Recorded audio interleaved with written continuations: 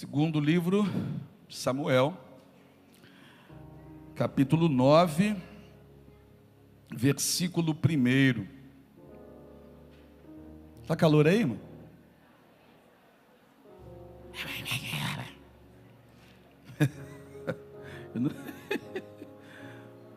Está calor, não? É. Irmão, vai melhorar, irmão. Vai esquentar mais ainda. Através da palavra que eu estou falando. Segundo livro de Samuel, capítulo 9. Nós estamos avançando. É bom pegar um domingo aqui com a grande parte da nossa família reunida, para dizer que em abril a gente paga a última prestação do terreno.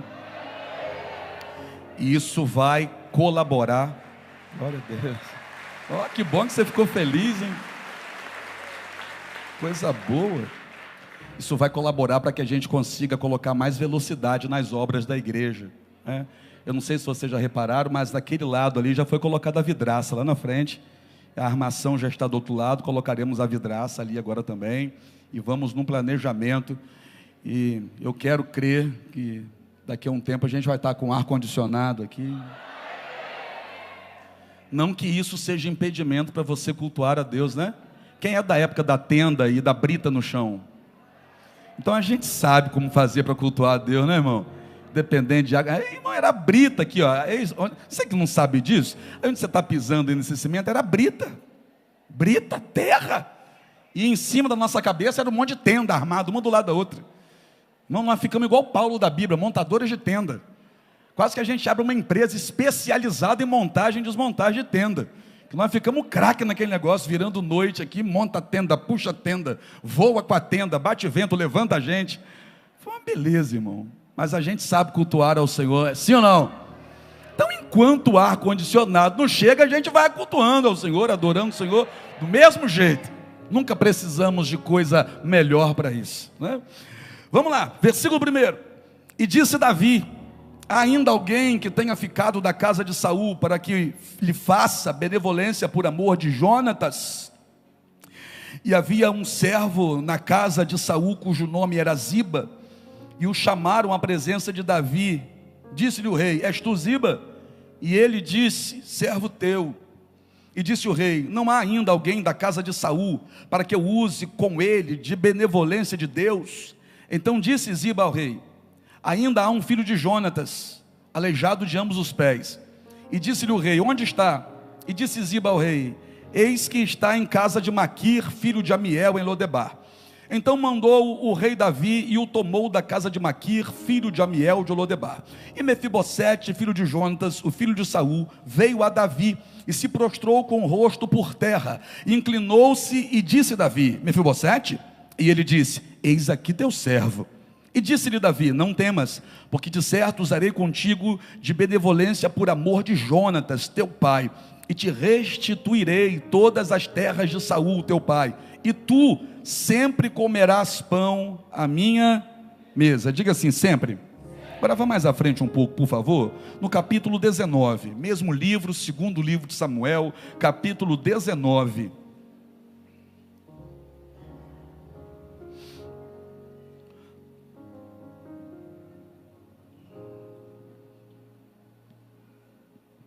Versículo 30, para a gente ganhar tempo. Capítulo 19, versículo de número 30. Quem encontrou faz um barulho aí. E disse Mefibosete ao rei: tome ele também tudo, pois já veio o rei meu senhor em paz à sua casa. Diga assim: Mefibosete falou que ele podia ficar com tudo. Feche seus olhos. Senhor Deus, o maior prêmio que cada um de nós pode receber numa noite como essa é a presença do Senhor.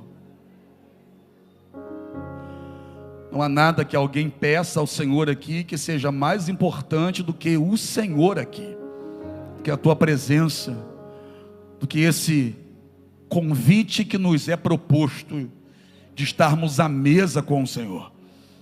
Obrigado pela honra que é estar nesse lugar, diante dessa multidão de pessoas que lhe amam, que lhe adoram, que buscam ao Senhor de todo o coração, e por isso, quando se reúnem, entronizam a presença do Senhor. Gratidão pela presença que nos fortalece, que nos renova, que traz para nós conforto, consolo, que traz para nós esperança, perspectiva de que o amanhã será ainda melhor do que o hoje. A presença do Senhor, meu Pai, é o que nos fortalece. Agora aqui estamos nós, sedentos pela Tua palavra, porque a palavra do Senhor faz a nossa perna tremer, faz dar frio na barriga. A palavra do Senhor, meu Pai, faz o nosso coração bater em um ritmo diferente, e nós queremos mais uma noite sermos alimentados por ela. Fala, Pai, Teus filhos ouvem, em nome de Jesus, amém? Pode sentar aí.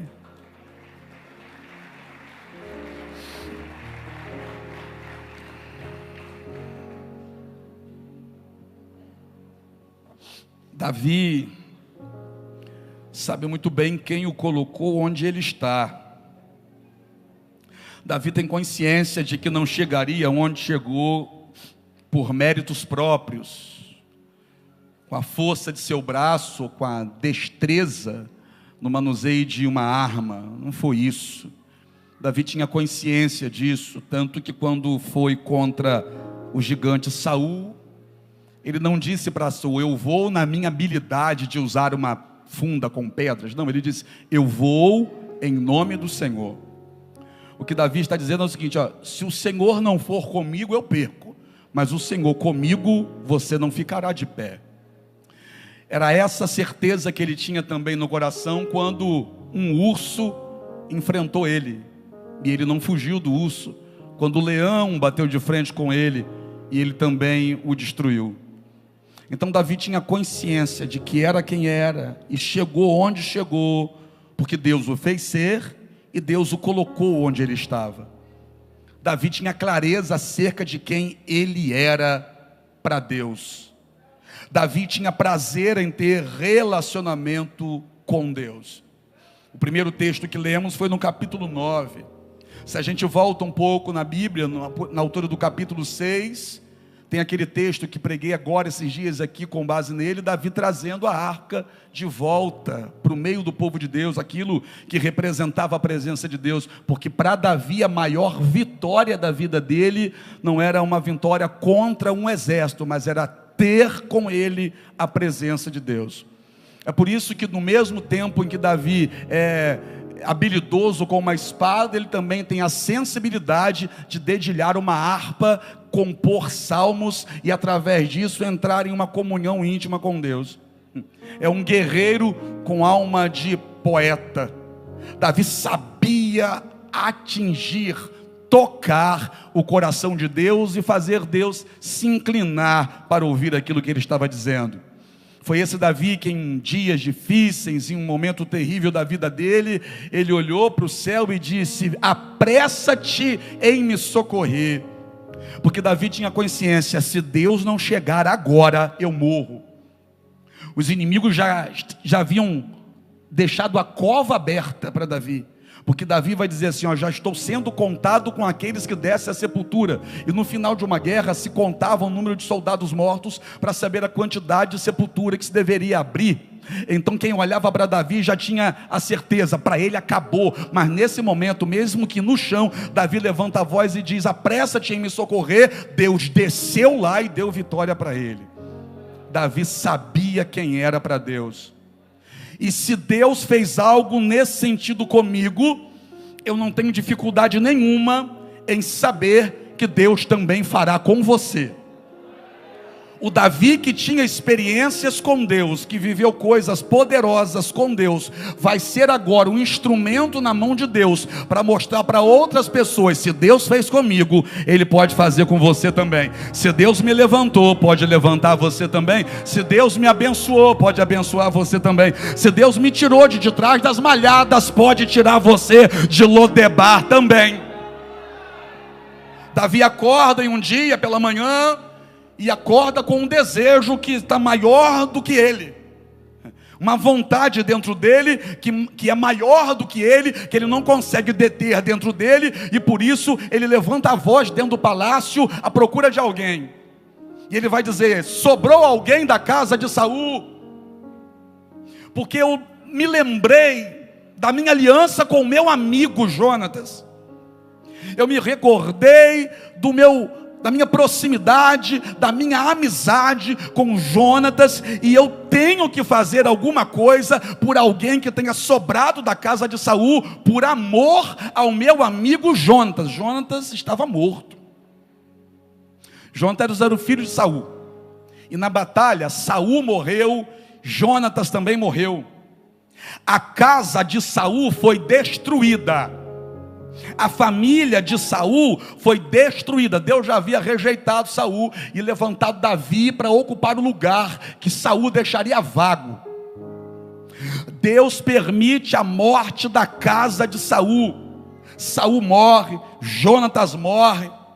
E nessa batalha, quando a notícia chega até a casa de Saul, que Saul morreu e que Jonatas morreu, a babá do neto de Saul, a babá do filho de Jonatas, entende o seguinte: quem fez o serviço lá, vai correr agora para cá para exterminar toda a descendência de Saul, para que ninguém reivindique a coroa.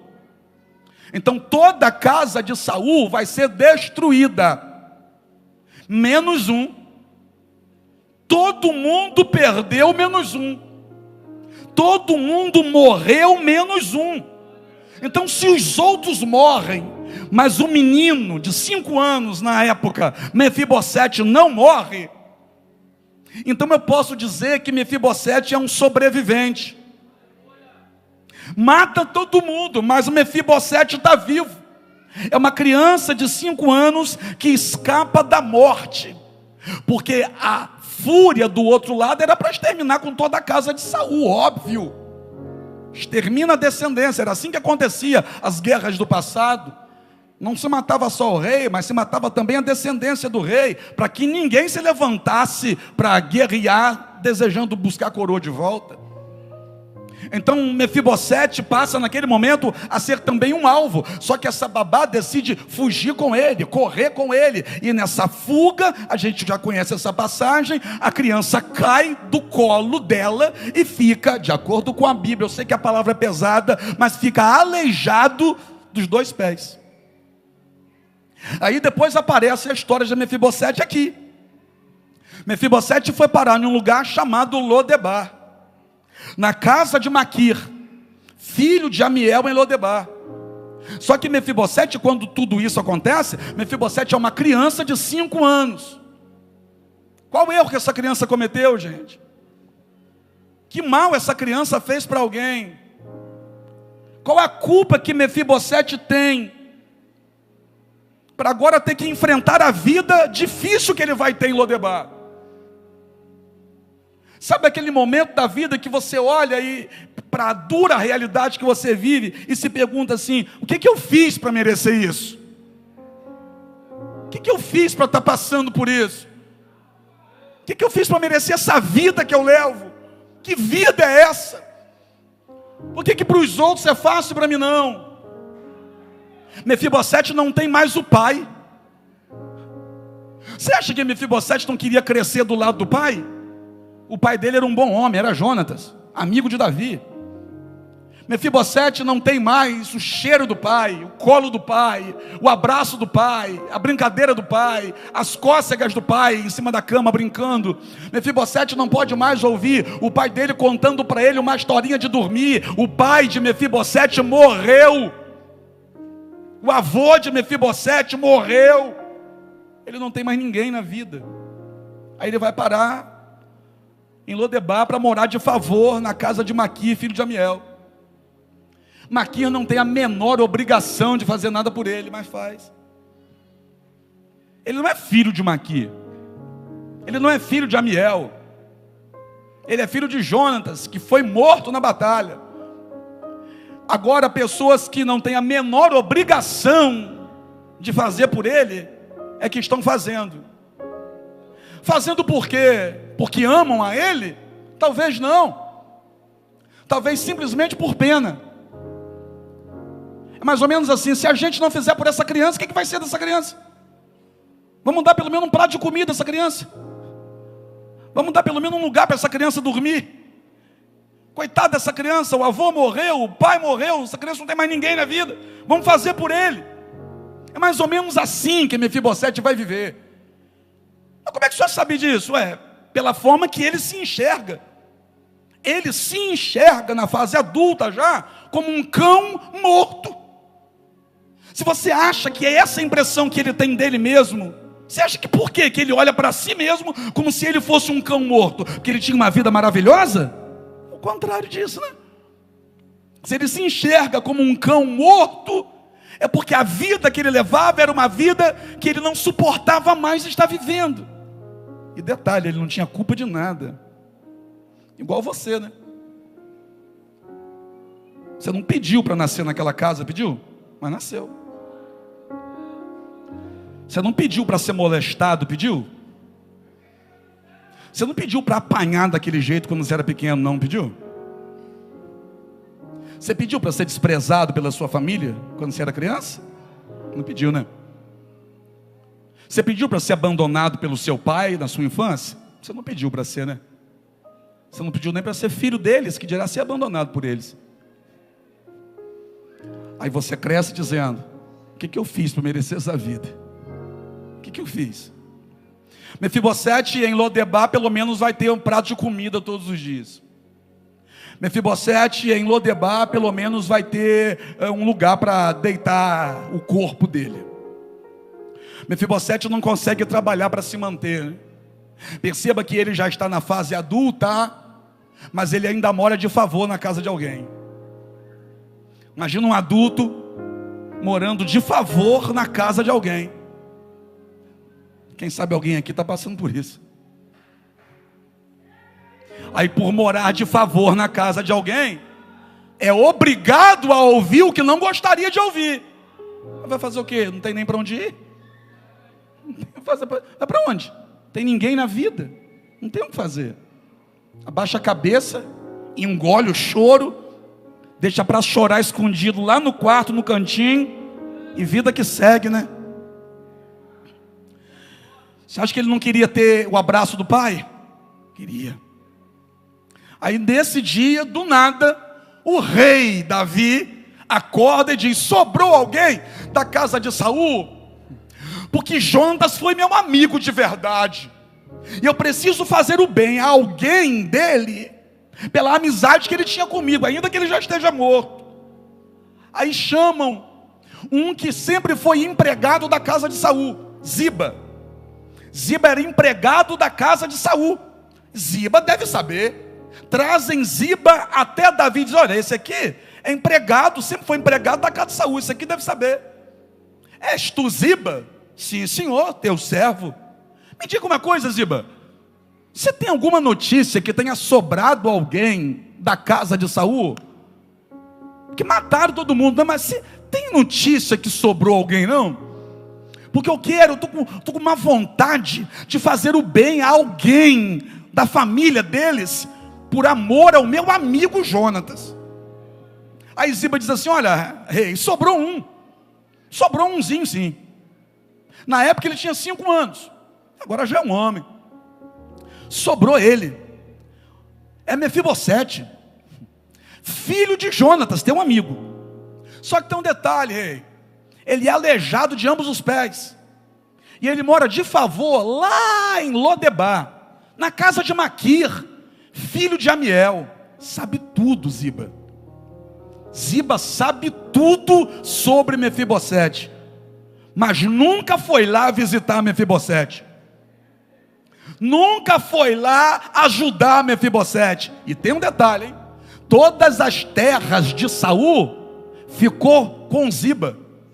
Ziba está administrando, ele e os seus muitos filhos, suas dezenas de filhos, eles estão administrando as terras de Saul. E o herdeiro está vivo lá do outro lado. Ele sabe onde está, sabe onde mora, sabe que é aleijado de ambos os pés, mas não vai lá falar nada. Por quê? Porque senão ele perde as terras que ele está cuidando aqui. Para espanto de Ziba, o rei diz assim: manda buscar. Eu preciso que tragam ele aqui. Porque Ziba esperasse que o rei mandasse matar o que sobrou. Mas só que ao invés de mandar matar, o rei manda buscar. Eu vou dizer de novo, o rei mandou buscar. O rei mandou buscar. É interessante que Davi naquele dia acordou procurando um sobrevivente. Que olha a pergunta dele, sobrou alguém? Davi acorda naquela manhã decidido a abençoar um sobrevivente. 2, aleluia, 1, glória a Deus. Já vai entender, ó. Davi acordou naquele dia decidido a honrar um sobrevivente, decidido a mudar a vida de um sobrevivente, decidido a transformar a história de um sobrevivente, decidido a transformar um sobrevivente, decidido a levantar do chão um sobrevivente, decidido a trazer para a mesa um sobrevivente. Se eu estivesse aí, já teria pego essa palavra para mim. Por quê? Porque nessa história aqui, o sobrevivente é Mefibosete. Nessa história aqui, um dos sobreviventes sou eu, é você. Ei, mais de 1 milhão de pessoas morreram no Brasil, só vítima de Covid-19. E nós que estamos aqui, você é sobrevivente, eu sou sobrevivente. Quem está sentado do seu lado não está vivo porque é bom, está vivo porque é sobrevivente. Você conhece gente que morreu, eu conheço gente que partiu, mas nós ainda estamos de pé, nós ainda estamos em um culto, levantando a nossa mão e dando glória a Deus. Que é isso? Eu não estou vivo porque sou bom, eu estou vivo porque a misericórdia do Senhor são as causas de não sermos consumidos. Eu vim pregar nessa ceia para sobreviventes. Se você se acha bom demais, o culto para você já acabou, irmão. Eu vou repetir, se você se acha o bonzão, a boa zona, o culto para você já acabou. O culto hoje é para quem tenha consciência. Eu não estou aqui porque mereço, eu estou aqui por causa da misericórdia. Eu estou aqui porque eu sou um sobrevivente. Eu sou um sobrevivente, irmão. Eu sou um sobrevivente. Tem mais um aqui? Pelo menos mais 2, mais 3, mais 10. Cadê os sobreviventes para dar glória a Deus?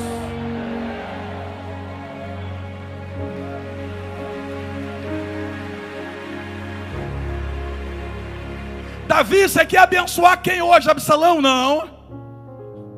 Você vai abençoar quem hoje? Aminon? Que Aminon? Você vai abençoar quem hoje? Um sobrevivente. Ô Ziba, oi. Vai buscar o sobrevivente. Porque ainda hoje eu quero sobrevivente na minha mesa. Ainda hoje eu quero o sobrevivente na minha mesa. Era para estar morto, mas está vivo. Era para ter desistido da vida, mas não desistiu. Era para ter abandonado tudo, mas não abandonou. Vai buscar ele lá. Vai buscar, porque ainda hoje eu quero esse sobrevivente na minha mesa.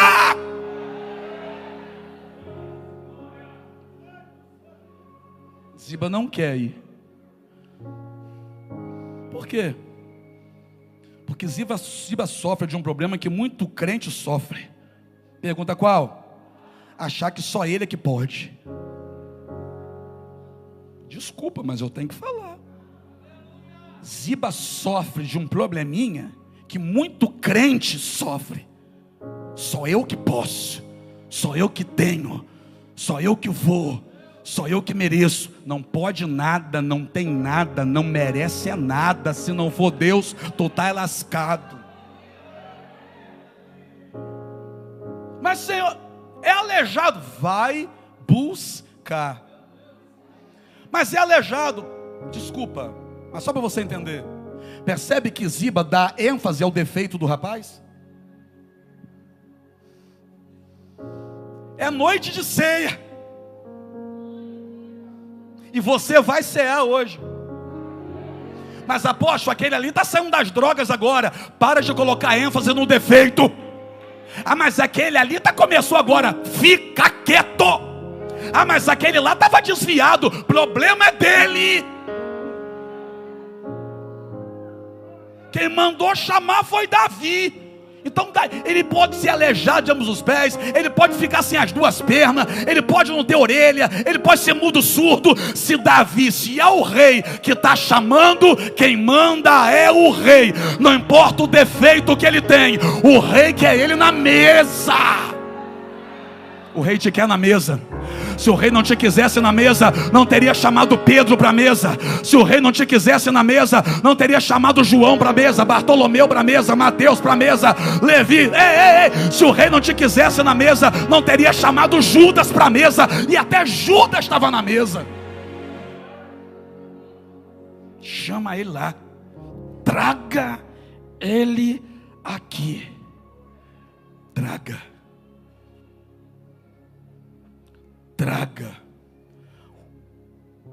O tomou. Então mandou o rei Davi e o tomou da casa de Maqui. Essa palavra hoje mexeu comigo quando eu li, Ramires. Porque o rei não mandou convidar. Olha, eu vim aqui te trazer um convite para você hoje estar na mesa no palácio do rei. Porque se fosse um convite, ele se acharia indigno de ir. Se fosse um convite, ele continuaria comendo o prato da esmola na casa dos outros. Se fosse só um convite, ele olharia para ele mesmo e diria: eu não mereço estar lá, eu não posso estar lá, a minha vida é essa aqui, eu vou continuar aqui mesmo. Mas quando a Bíblia vai dizer que o tomou da casa de Maqui, sabe aquela situação que dá para a gente entender que não deu uma segunda opção a ele? Ou vem ou vem. Você está entendendo ou não? Ou vem para a mesa ou vem para a mesa. O que é isso? O rei não abria mão de ter Mefibosete naquela mesa. Deixa eu te dizer uma coisa. Eu sei que tem gente aqui hoje que não gostaria de estar aqui dentro. Eu sei que tem gente aqui hoje que preferia estar na praia. Mas olha onde o rei te trouxe hoje. É como se ele não tivesse deixado a você uma segunda opção. Você até tentou não vir, mas ele te tomou e te trouxe aqui. Mas lá no meu bairro eu aprendi que eu não podia. Durante boa parte da minha vida, alguns crentes me fizeram entender também que eu não podia. Só eles que podiam. Ainda bem que eu conheci a Bíblia. Ainda bem que eu comecei a ler a Bíblia e me vi em tantos personagens, inclusive em um Mefibosete defeituoso, mas que naquele dia foi tomado e foi conduzido até uma mesa que ele jamais teria coragem de ir sozinho, porque na cabeça dele, ele não chegava aos pés daqueles que estavam lá. Na cabecinha dele, ele não chegava na poeira da sandália de quem se assentava naquela mesa. E por que isso? Porque a vida foi cruel com ele. Porque a vida bateu nele como uma marreta sexta-feira. Porque para ele nunca foi fácil. Porque ele não teve um pai do lado dele dizendo: meu filho, o pai está aqui. Meu filho, tenho orgulho de você, vai que eu estou contigo. Meu filho, eu vou te ajudar a chegar. Mefibosete não teve isso. Mefibosete era órfão. Mas o que isso tem a ver com Davi? Tudo. Porque Mefibosete era órfão de pai morto. Davi era órfão de pai vivo. Porque Jessé nunca deu importância para Davi. Jessé tratava Davi como um empregado qualquer. Jessé mandou Davi cuidar de ovelhas malhadas e mandou os outros filhos para o exército. Esses aqui podem, você vai cuidar de ovelha malhada. Na hora da refeição, nem chamou Davi para estar dentro de casa. Todos os filhos estavam, menos Davi. Aí Deus entrou na história e fez questão de trazer Davi. De orfandade, Davi entendia. Órfão de pai vivo. Aí esse Davi está dizendo assim agora, ó, traga ele aqui. Quando Mefibosete chega, colocam ele na frente do rei. Eu fico imaginando o que Davi sentiu quando olhou para Mefibosete. Eu fico imaginando Davi olhando para Mefibosete. E é natural a gente fazer isso. Ficar procurando em Mefibosete traços do amigo dele. Que era filho do amigo dele que estava morto. E era amigo de verdade. Jonatas foi tão amigo de Davi, que mesmo ele, Jonatas, sendo filho do rei, ele chegou para Davi e disse, ó, eu sei que não sou eu que vou sentar no trono quando meu pai sair. Quem vai se assentar é você, porque Deus escolheu você. Jonatas era tão amigo de Davi, que deu a sua própria espada a Davi, e tirou a sua própria capa, e deu a Davi. Jonatas era tão amigo de Davi, que apresentou a Davi o palácio pelo lado de dentro. Como assim?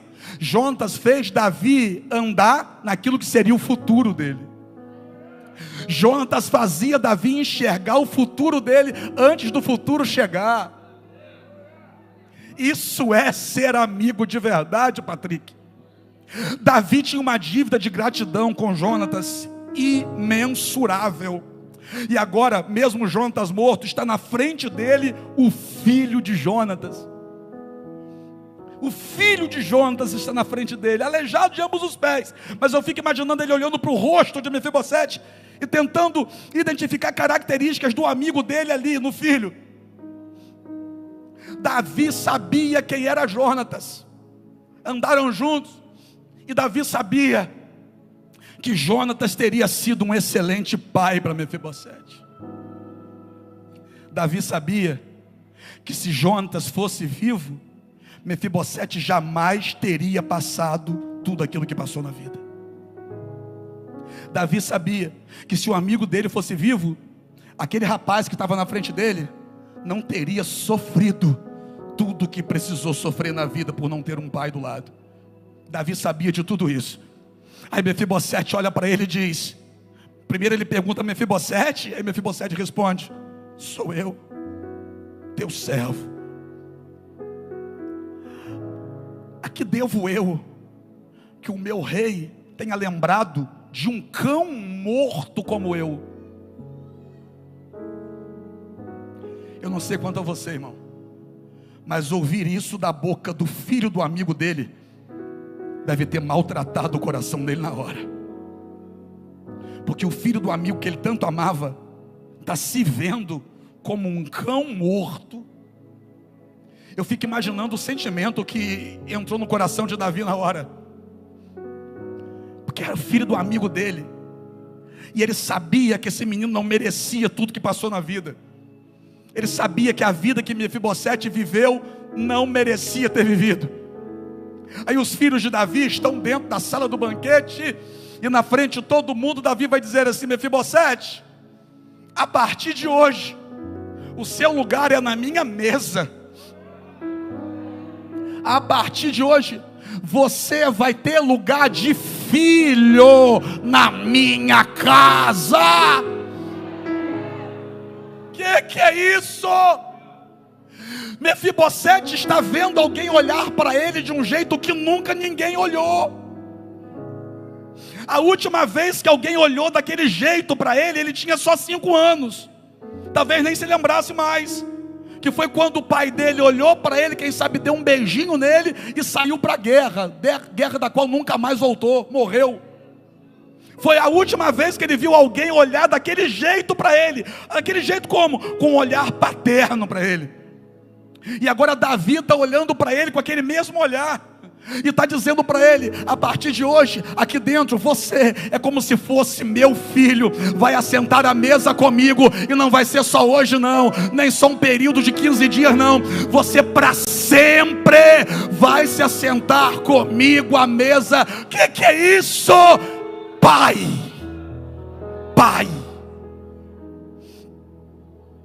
Aí a gente vai caminhando um pouquinho. Ziba diz assim: olha, e eu faço o quê? Você, Ziba, você vai pegar todas as terras que era do avô dele, devolve para ele, e você e os seus filhos, a partir de agora, são empregados dele.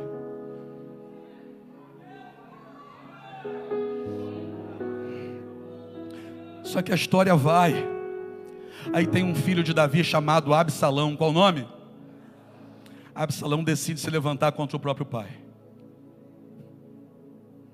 Absalão decide se levantar contra o próprio pai. Para na porta do palácio, e antes que as pessoas cheguem até Davi, ele para as pessoas na porta.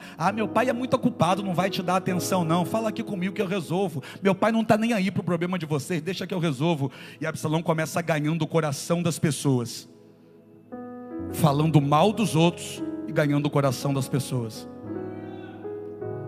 Cuidado com pessoas que para ganhar teu coração ficam falando mal dos outros. Daqui a pouco vai falar mal de você também. Forma uma rebelião, Bruno, contra o próprio pai. Sabe o que o pai faz? Pergunta o quê? Foge pela porta dos fundos.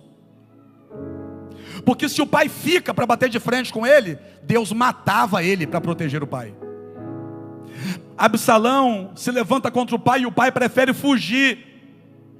Mas e Mefibosete, que estava vivendo algo tão bom, tão novo, sentando na mesa de Davi. Davi tinha muitos filhos, Bruno, mas sabe quem jejuou?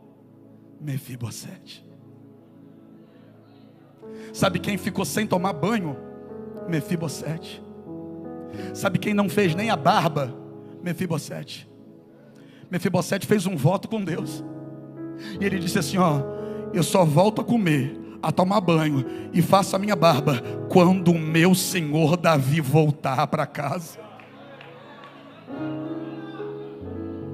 Só que nessa história toda tinha um Ziba, e Ziba está amunado, que perdeu as terras.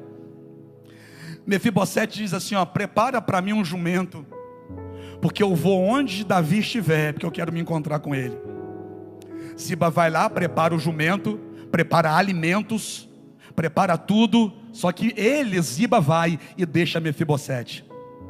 Quando Ziba se encontra com Davi lá no deserto, Davi olha aquilo tudo e diz: para que essas mulas? Para o Senhor. Para que esses alimentos todos? Para o Senhor e para quem está com o Senhor. Mas cadê Mefibosete? Mefibosete? Não contaram para o Senhor não? Não, o quê? Ficou lá, porque ele aproveitou que o Senhor saiu, e agora ele está dizendo que ele vai tomar o trono. Sabe qual foi o erro de Davi? Acreditar no primeiro vagabundo que apareceu. Sabe qual é o teu problema muitas vezes? Acreditar na primeira pessoa que se levanta para falar de alguém. Davi acreditou no pilantra do Ziba. E Davi diz assim: quer saber de uma coisa? Pega tudo de volta. Tudo que eu disse que era para você devolver para ele, vamos fazer o seguinte: você pega, deixa só metade com ele, e a partir de hoje metade é tudo teu. Legal. O tempo passa, a questão é resolvida, Absalão morre, Davi pode voltar para o palácio. Quando Davi volta para o palácio, ele encontra um Mefibosete magro e sujo. Por quê? Porque estava jejuando por ele, estava orando pela vida dele. Aí ele diz assim: tá assim por quê? Por quê? Porque eu disse para mim mesmo e para Deus, que enquanto o Senhor não voltasse, eu não comeria nessa mesa. Enquanto o Senhor não voltasse, eu não faria minha barba, eu não tomaria banho. Eu estava em propósito pela vida do Senhor. Estou terminando. Sabe por quê? Porque nessa hora o semblante de Davi caiu. E Davi disse assim: então Ziba mentiu para mim. Só que agora tem um problema, Mefibosete. Mefibosete pergunta: qual o problema? Rei, eu disse para ele que era para pegar metade de tudo que é teu.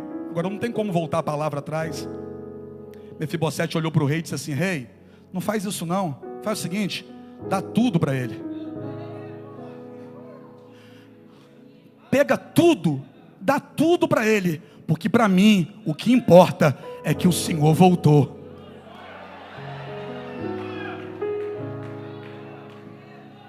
Tem gente que se relaciona contigo por aquilo que você tem, mas tem gente que quer andar contigo por quem você é.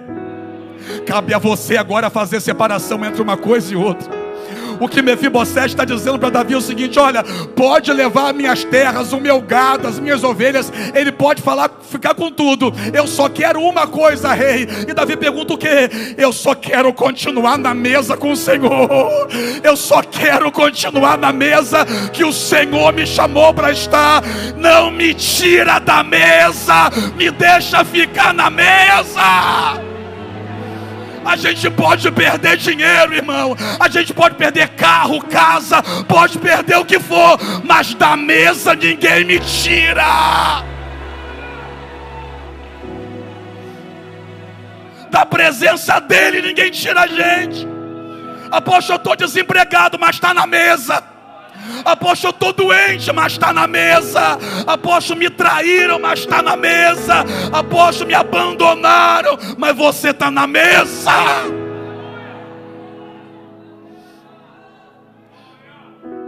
Nunca ninguém tinha feito Mefibosete sentir o que ele estava sentindo. O que?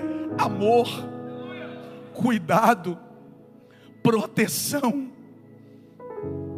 Davi de verdade adotou aquele moço, e esse moço sentiu esse amor de Davi para com ele. Ele podia agora perder tudo, ele só não podia sair da mesa do rei.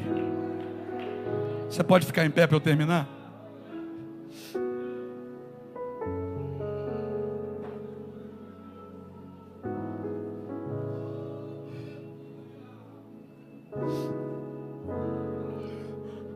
Após se levantaram contra mim, continuando a mesa. Mas tramaram contra a minha vida. Eles não vão tirar você da mesa. Mas mentiu para o outro e o outro acreditou. Mas não vai tirar você da mesa. Mas estão pegando o que é meu, calma. O principal agora é você continuar na mesa. Você está entendendo essa história? Quem era Mefibosete? Um sobrevivente. Um sobrevivente que a vida bateu e bateu doído. A vida bateu muito nele. Massacrou o bichinho. Cresceu morando de favor na casa de alguém. Foi fácil para ele não. Está entendendo como não é só você que sofre? Eu sei que também tem gente aqui que passou por coisas difíceis demais. Não teve o abraço, não teve o cuidado, não teve o amor, a proteção. Sobrou pancada, sobrou rejeição, sobrou abandono. Quem sabe você também cresceu sem essa referência. Mefibosete cresceu sem a referência. Aquele olhar que ele viu a última vez, quando ele tinha 5 anos de idade, aquela pessoa já não estava mais ali para cuidar dele, para abraçar ele e para dizer para ele assim: eu tenho orgulho de você. Aquela pessoa não estava mais ali. E no lugar disso veio a dor. Como se não bastasse a ausência do bem, ainda veio o problema, porque ele ficou aleijado de ambos os pés. Não foi só a falta do abraço ou do cuidado, mas foi a vida de dificuldade, de dor e de sofrimento. Machuca, né? Dói. Aí a gente acaba inevitavelmente se comparando,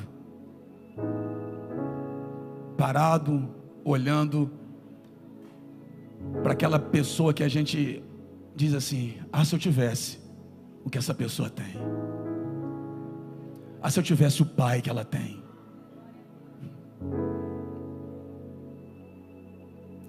Há poucos dias eu estava pregando aqui, depois uma pessoa íntima nossa falou com a minha esposa assim: eu queria que ele fosse meu pai.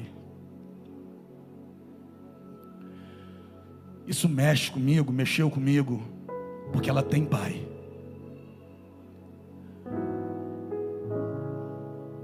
mais uma órfã de pai vivo? Por que as pessoas são assim, né? É interessante que Mefibosete vai olhar para um camarada agora que não é biologicamente o pai dele, mas trata ele como se ele fosse filho. E Mefibosete vai dar tanto valor a esse homem chamado Davi, um valor que Absalão não deu. Imagina Mefibosete sentando naquela mesa os primeiros dias, olhando para Absalão e dizendo assim: ó, que sorte que ele tem de ter um pai desse, de poder sentar nessa mesa todos os dias. Eu não tive essa sorte, eu não tive isso, estou tendo agora. Que sorte que esse menino tem. É interessante que aquilo que você muitas vezes despreza pode ser o sonho da vida inteira de alguém. Aquilo que para você é comum pode ser o sonho de uma vida inteira de alguém. O filho que você trata como se fosse mais uma pessoa pode ser o sonho de alguém que está aqui dentro, que sonha em ser mãe, que sonha em ser pai. A casa que você mora pode ser o sonho de alguém que não tem nem onde reclinar a cabeça. O amigo que você tem, que por muitas vezes você despreza, pode ser o sonho de um solitário que está com depressão. Eu não sei. Eu só sei que a gente precisa aprender a valorizar mais as pessoas que a gente tem.